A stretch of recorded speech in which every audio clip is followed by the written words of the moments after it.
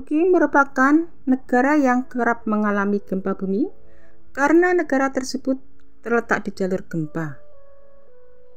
Mana jalur gempa tersebut merupakan jalur yang paling aktif di dunia, terutama karena adanya dua patahan di lempeng Anatolia.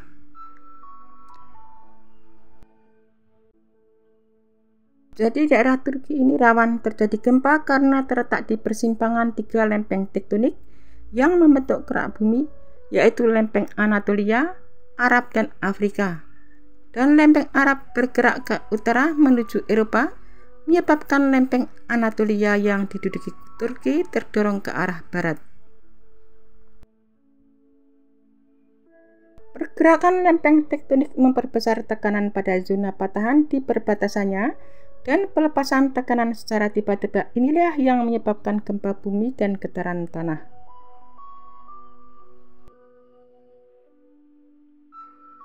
Meskipun daerah ini mengalami banyak gempa bumi setiap tahun akibat pergerakan lempeng tektonik yang sedang berlangsung, gempa yang sangat besar dan merusak karena begitu banyak energi yang dilepaskan. Survei Geologi Amerika Serikat menyatakan bahwa hanya 3 gempa bumi yang lebih besar dari magnitudo 6 yang terjadi dalam jarak 250 km dari lokasi ini sejak tahun 1970.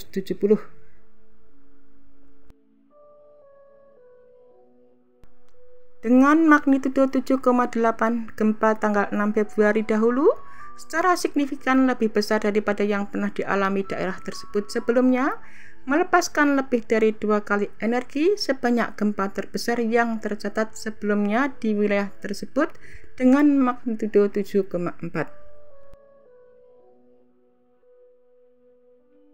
Seismolog atau ahli gempa bumi modern yang menggunakan skala magnitudo Mohn yang mewakili jumlah energi yang dilepaskan oleh gempa bumi skala Richter sudah usang, meski kadang-kadang salah dikutip dalam berita. Skala ini non-linear, setiap peningkatan mewakili 32 kali lebih banyak energi yang dilepaskan. Artinya magnitudo 7,8 melepaskan sekitar 6.000 kali lebih banyak energi daripada gempa bumi magnitudo 5 yang lebih moderat yang biasanya terjadi di wilayah Turki tersebut. Kita cenderung menganggap energi gempa berasal dari satu lokasi atau pusat gempa, tetapi energi ini sebenarnya disebabkan oleh pergerakan di sepanjang area patahan.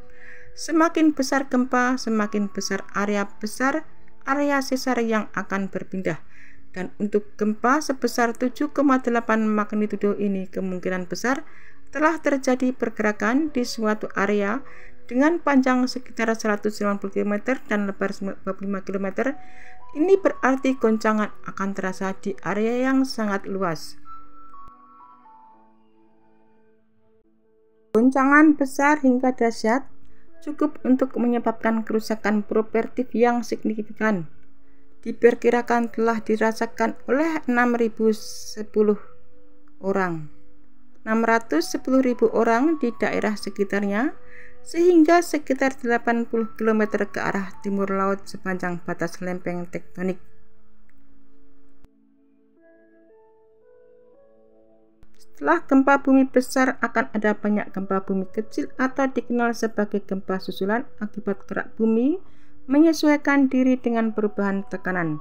Ini dapat berlanjut selama berhari-hari hingga bertahun-tahun setelah peristiwa awal.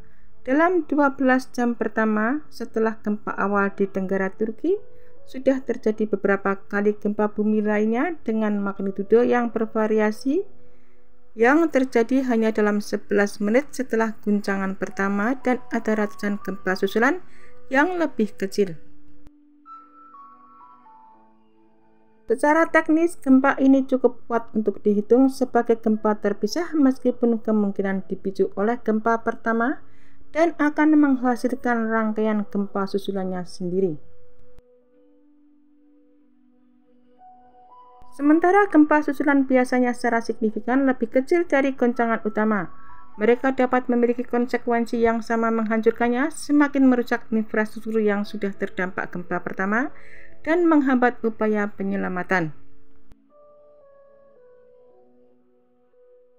karena dampak dari gempa besar ini terus dirasakan oleh orang-orang yang tinggal di wilayah Turki. Turki sudah beberapa kali mengalami gempa bumi dan sering dikatakan bahwa alasan dibalik seringnya gempa di Turki adalah keberadaan sejumlah garis patahan di wilayah tersebut. Namun apa itu garis patahan dan apa hubungannya dengan gempa?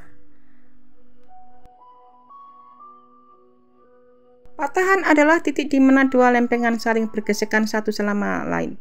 Jadi di satu sisi ada satu bidang keras dan di sisi lain ada satu bidang keras juga dan mereka saling berpapasan. Meskipun lempengan-lempengan itu bergerak relatif sangat pelan, biasanya hanya beberapa sentimeter per tahun, sebuah gerakan mendadak atau kegelinciran dapat menghasilkan muatan energi besar. Energi tersebut membuat batu retak dan menyebabkan gempa bumi. Fenomena ini terjadi lumayan dekat dengan permukaan bumi karena bebatuan panas yang letaknya lebih dekat dengan pusat bumi sifatnya kental dan sering berubah bentuk seperti cairan. Untuk sebuah gempa bumi diperlukan suatu tempat yang memiliki kegagalan gesekan, artinya segala sesuatunya harus cukup rapuh untuk benar-benar pecah dengan cepat. Gempa seringkali terjadi di perbatasan antara lempengan tektonik, walaupun ada beberapa pengecualian yang tersembunyi dalam benua. Memang lebih dari 80% dari kasus gempa besar terjadi di sekitar lautan Pasifik, di area yang dijuluki dengan Ring of Fire, cincin api Pasifik, di mana lempengan Pasifik ditekan ke bawah oleh lempengan-lempengan di sekitarnya. Meskipun gempa dapat membentuk patahan-patahan baru di beberapa kasus besar, patahannya sudah ada dari awal.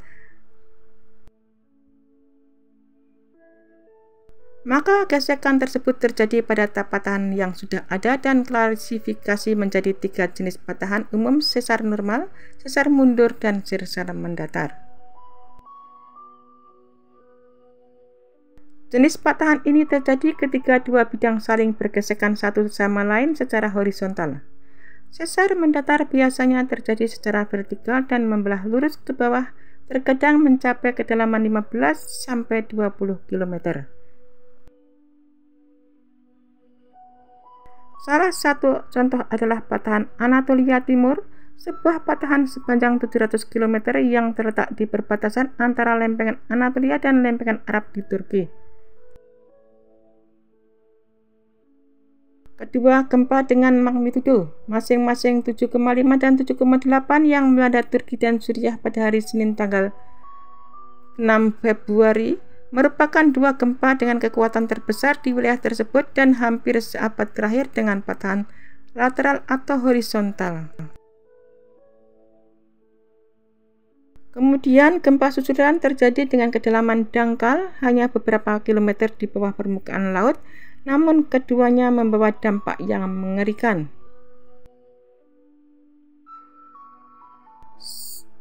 Contoh lain dari patahan tipe ini adalah sistem patahan San Andreas di negara bagian California, Amerika Serikat, yang mana sistem patahan San Andreas terdiri dari sejumlah patahan yang bergerak antara lempengan Pasifik di sebelah barat dan lempengan Amerika Utara di sebelah timur.